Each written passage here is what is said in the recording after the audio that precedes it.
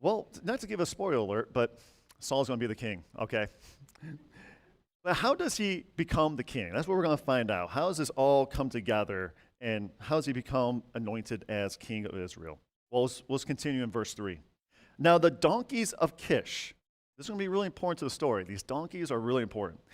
Now the donkeys of Kish, Saul's father, they were lost, okay? So Kish said to his son Saul, take now with you one of the servants and arise, go search for the donkeys. So Saul is about to go on a donkey search, okay? And this is really important to the story. Verse 4, so this is his journey. He passed through the hill country of Ephraim and passed through the land of Shalisha, but they did not find them. Then they passed through the land of Shalim, but they were not there. And then he passed through the land of the Benjamites, but they did not find them. When they came to the land of Zuph, Saul said to his servant who was with him, come, let us return, or else my father will cease to be concerned about the donkeys and will be anxious for us. His servant said to him, behold now, there is a man of God in the city, and the man is held in honor.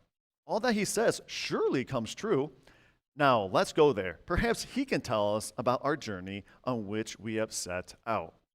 So I know I just named a bunch of places, and we don't live in Israel, and we're like, okay, how big of a journey was this? Well, if you can see that on the map, it's a little hard. And that was the one thing about finding maps. It was kind of hard to find a good, accurate map based on the story.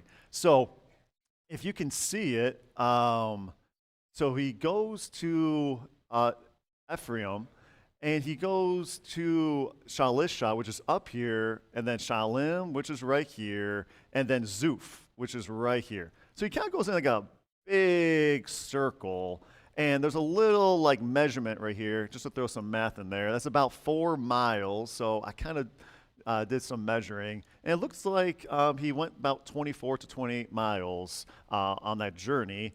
And later we find out he was out there for 3 days. So 3 days looking for these donkeys. These must be pretty important donkeys, okay? And so for 3 days he's looking for these donkeys, and eventually after 3 days decide, hey, there's this great man in the city nearby. Well, what city is that? Well, there's a city called Ramah, which is really close. And do you know who lives in Ramah? It's Samuel. That's right. That's where Samuel resides, you know.